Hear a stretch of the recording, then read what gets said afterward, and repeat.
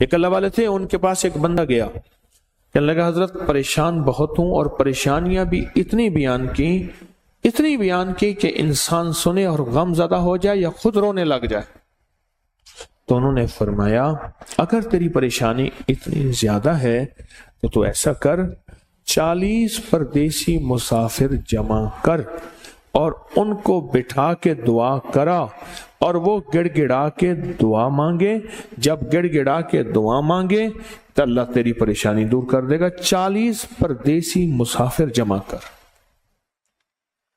اور وہ گڑ گڑا کے دعا مانگے، لیکن ایک شرط ہے، شرط یہ ہے ہوں مخلص،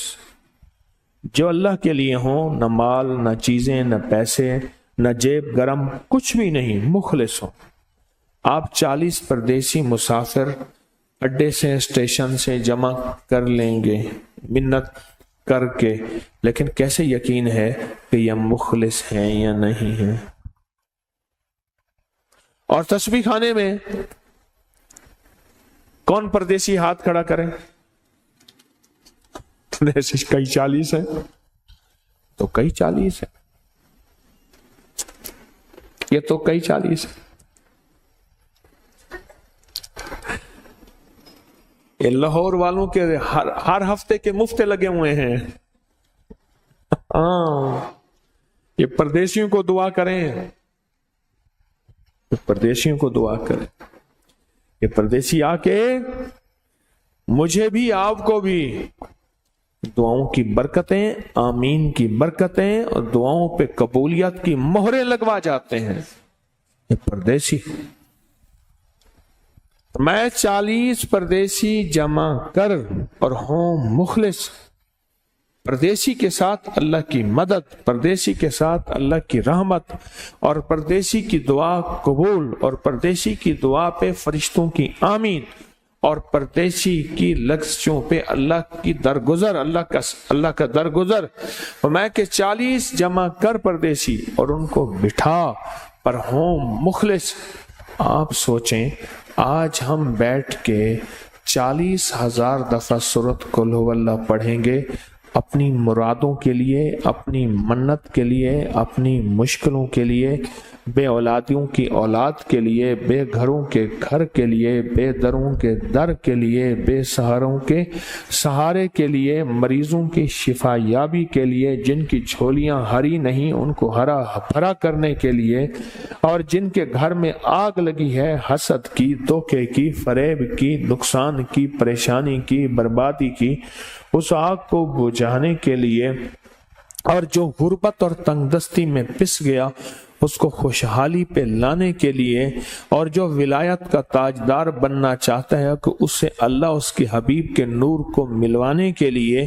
اور جو چاہتا ہے کہ آنکھیں بند کروں اور جنت نظر آئے، جو چاہتا ہے دل کی دنیا آباد اور شاد ہو، یہ نعمت اس کو دلوانے کے لیے، اور جو یہ چاہتا ہے کہ اللہ کے خزانے سے اتنا ملے کہ در در کا بھکاری، فقیر، منگتا، محتاج نہ بنو، یہ خزانے اس کو اللہ کے خزانے سے ملیں، یہ دلوانے کے لیے یہ 40,000 دفعہ سورۃ اخلاص 11 جمعراتیں پڑھی جائے گی۔ ہر سال ہماری 11 جمعراتیں ہوتی ہیں، اور آپ کو مبارک ہو۔ اور آپ کو علم ہے کہ یہ سورۃ اخلاص کی جو جمعرات ہے اس میں ہم ابھی 40,000 مرتبہ بیٹھ کے سورۃ اخلاص پڑھیں گے، اور وہ 5-7 منٹ میں پڑھی جاتی ہے۔ اس کی وجہ یہ ہے بلکہ 40,000 دفعہ نہیں پڑھی جاتی، وہ لاکھوں دفعہ پڑھی جاتی ہے، لاکھوں سے بھی لاکھوں پڑھی۔ اس وقت یہ مجمع، خواتین کا مجمع، پوری دنیا ہمارے اس وقت آن لائن بیٹھی ہے، کہیں صبح دوپہر شام، پوری دنیا ہماری اس اللہ کے فضل سے سن رہی ہے، اور کیا پتہ جنات بھی ہوں، اور یہ دنیا کی مخلوق ساری مل کے سورۃ قل ھو اللہ، سورۃ اخلاص پڑھے گی،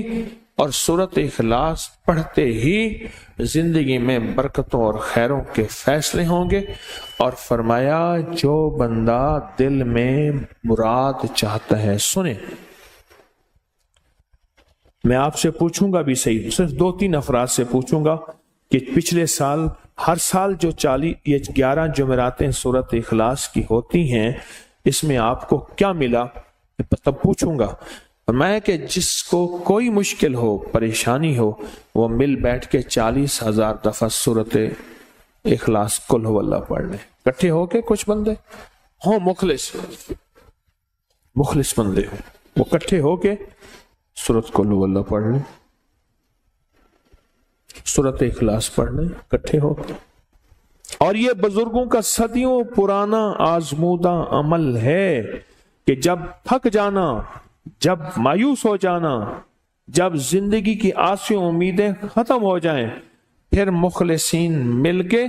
40,000 دفعہ سورت قل هو اللہ یعنی سورت اخلاص پڑھ لیں۔ اب یہ 40,000 دفعہ بیٹھ کے سورت اخلاص قل هو اللہ پڑھیں گے۔ کسی کے پاس گھر نہیں، اللہ مجھے گھر دے دے، اولاد نہیں، اللہ اولاد دے دے۔ آج ہم 40,000 دفعہ سورہ اخلاص پڑھیں گے نا، اس میں سب سے ٹاپ پہ جو چیز رکھیں گے نا، سب سے ٹاپ پہ چیز یہ رکھیں گے، اللہ میرے دل کو اپنی معرفت کے لیے قبول کر اور بے اولادوں کو اولاد دے دے۔ بے اولادوں کی اولاد خاص طور پہ مانگنی ہے، آج بہت مانگنی ہے۔ یاد رکھنا میری بات کو ذرا غور سے سننا اور یاد رکھنا، غور سے سننا، یاد رکھنا۔ جو دوسروں کی اولاد تڑپ سے مانگے گا اپنی اولاد کے ہوتے ہوئے، اللہ اس کی نسلوں میں بے اولادیاں نہیں دے گا، نہیں دے گا۔ کوئی پتہ نہیں، 7 بیٹے تھے، 7 بیٹیاں تھیں، 14 بہن بھائی تھے، 11 بہن بھائی تھے، اگلی نسل کے اندر ایک بیٹی کو ترستے ہیں، نہیں ہے، کوئی خبر نہیں۔ جو دوسرے کی خیر مانگے گا، جو دوسرے کا بھلا مانگے گا، جو دوسرے کی خیر چاہے گا، جو دوسرے کا بھلا چاہے گا، جو دوسروں کے لیے گڑ گڑائے گا، جو دوسروں کے لیے بھیکاری بن جائے گا، جو دوسروں کے لیے محتاج بن جائے گا،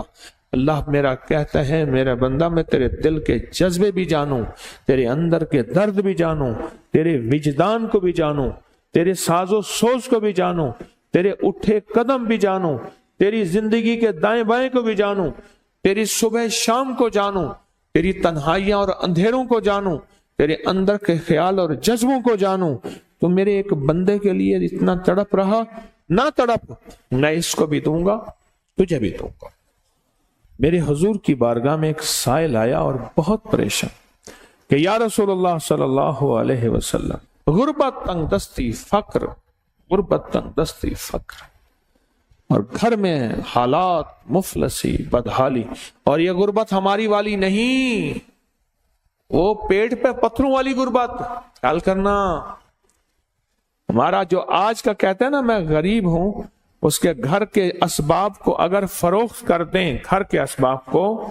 اس غریب کے لیے وہ غریب آیا آقا کی بارگاہ میں، غربت اور تنگ دستی۔ اور میرے حضور نے فرمایا گھر میں جا، ایک دفعہ سلام کر، ایک دفعہ قل هو اللہ پڑھ، کام ہو گیا۔ ایک دفعہ سلام، ایک دفعہ سورت قل هو اللہ اخلاص، بس۔ انہیں یقین تھا، یقین کی دنیا کو جانتے تھے، یقین کے نظام کو جانتے تھے، آقا کے فرمان بس چل پڑے اور چلتے گئے، اور یقین نے یہاں اور اتنا کر دیا، یقین نے کہ میرے حضور نے فرمایا بس حکم ہے، اور رب نے تونگری کے دروازے کھول دیے،